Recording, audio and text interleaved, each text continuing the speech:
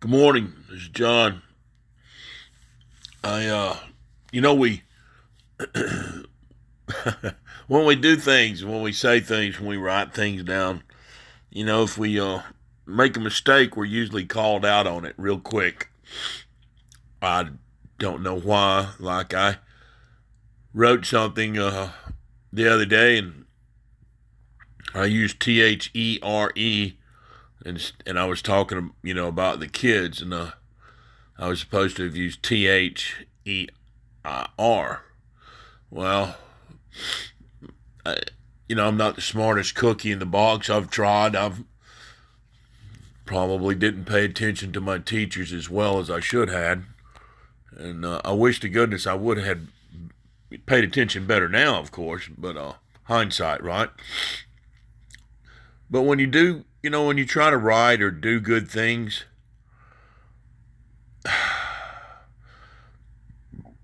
the world is going to try to bring you down.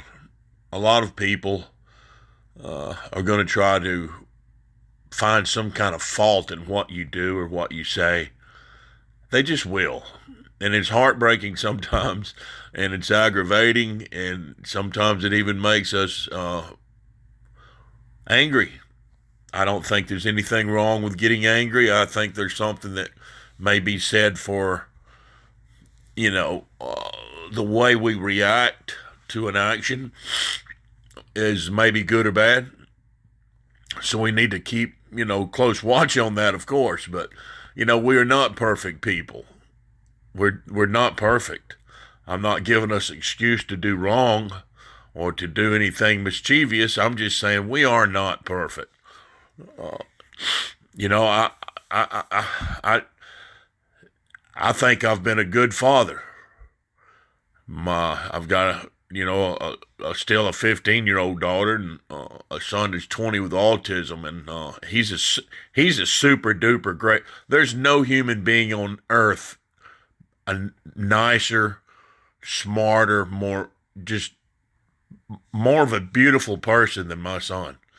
Just as beautiful, probably, but he's a perfect human being if there is one. He has heart. I mean, he's just a beautiful person to be around. Uh, I'm sure there's other children and teens and adults out there too. He's just a beautiful guy. I've tried my whole life to be the best dad I could be. Uh, Sometimes I've messed up, no doubt. Uh, I work in Tennessee. My children are in Florida, so I miss them all the time. I had children before these children. Uh, they lived in Georgia. I lived in Florida. So every weekend, pretty much, I've been 8 hours one way or 8 hours the other way. Now it's 10 hours to 12 hours one way and 10 to 12 hours back here. So for 20 years, my whole life has been going back and forth and seeing children pretty constant. So I'm pretty broke all the time. But I try. And that's all we can do. That's all we can do. We can try. And if we fail, we can pick our butts up and try again. We can pick our butt up and try again. And I'm saying our butt, I basically mean our cross.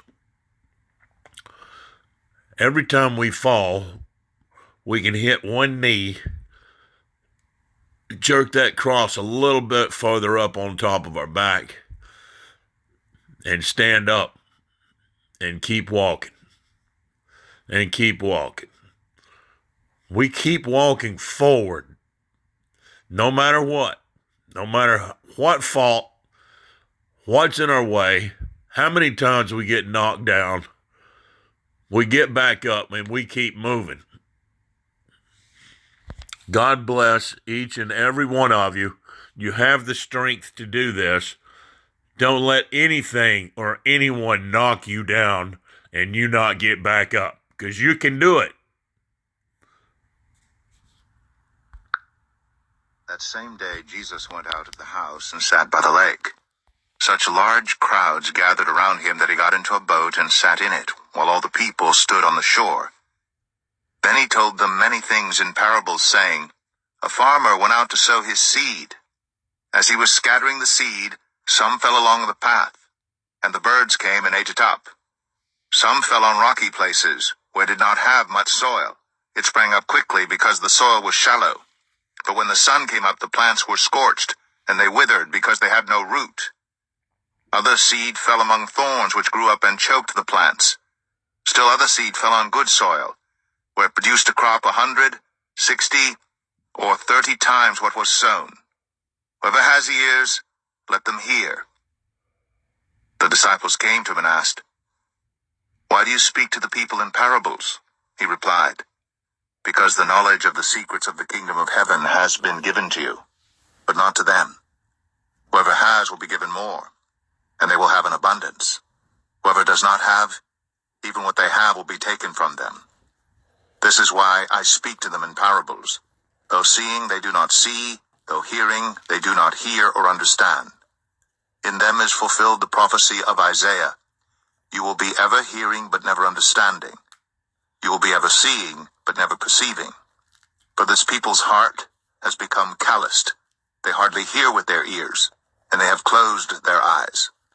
Otherwise they might see with their eyes, hear with their ears, understand with their hearts, and turn, and I would heal them. But blessed are your eyes because they see, and your ears because they hear. For truly I tell you, many prophets and righteous people long to see what you see, but did not see it, and to hear what you hear, but did not hear it. Listen then to what the parable of the sower means. When anyone hears the message about the kingdom and does not understand it, the evil one comes and snatches away what was sown in their heart. This is the seed sown along the path. The seed falling on rocky ground refers to someone who hears the word and at once receives it with joy. But since they have no root, they last only a short time. When trouble or persecution comes because of the word, they quickly fall away.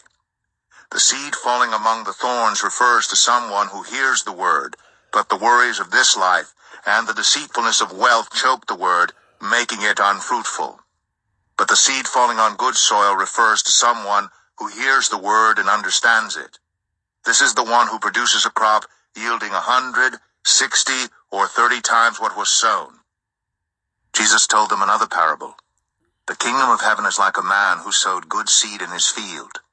But while everyone was sleeping, his enemy came and sowed weeds among the wheat and went away. When the wheat sprouted and formed heads, then the weeds also appeared. The owner's servants came to him and said, "Sir, didn't you sow good seed in your field? Where then did the weeds come from?" "An enemy did this," he replied. The servants asked him, "Do you want us to go and pull them up?" "No," he answered, "because while you are pulling the weeds, you may uproot the wheat with them. Let both grow together until the harvest. At that time, I will tell the harvesters, first collect the weeds and tie them in bundles to be burned. Then gather the wheat and bring it into my barn." He told them another parable. The kingdom of heaven is like a mustard seed, which a man took and planted in his field. Though it is the smallest of all seeds, yet when it grows, it is the largest of garden plants and becomes a tree, so that the birds come and perch in its branches. He told them still another parable. The kingdom of heaven is like yeast that a woman took and mixed into about 60 pounds of flour until it worked all through the dough. Jesus spoke all these things to the crowd in parables. He did not say anything to them without using a parable. So was fulfilled what was spoken through the prophet. "I will open my mouth in parables. I will utter things hidden since the creation of the world." Then he left the crowd and went into the house. His disciples came to him and said, "Explain to us the parable of the weeds in the field." He answered, "The one who sowed the good seed is the Son of Man. The field is the world, and the good seed stands for the people of the kingdom. The weeds are the people of the evil one, and the enemy who sows them is the devil. The harvest is the end of the age, and the harvesters are angels. As the weeds are pulled up and burned in the fire, so it will be at the end of the age. The Son of Man will send out his angels, and they will weed out of his kingdom everything that causes sin and all who do evil. They will throw them into the blazing furnace, where there will be weeping and gnashing of teeth. Then the righteous will shine like the sun in the kingdom of their Father. Whoever has ears, let them hear. The kingdom of heaven is like treasure hidden in a field. When a man found it, he hid it again. And then in his joy went and sold all he had and bought that field. Again, the kingdom of heaven is like a merchant looking for fine pearls. When he found one of great value, he went away and sold everything he had and bought it. Once again, the kingdom of heaven is like a net that was let down into the lake and caught all kinds of fish. When it was full, the fishermen pulled it up on the shore. Then they sat down and collected the good fish in baskets, but threw the bad away. This is how it will be at the end of the age.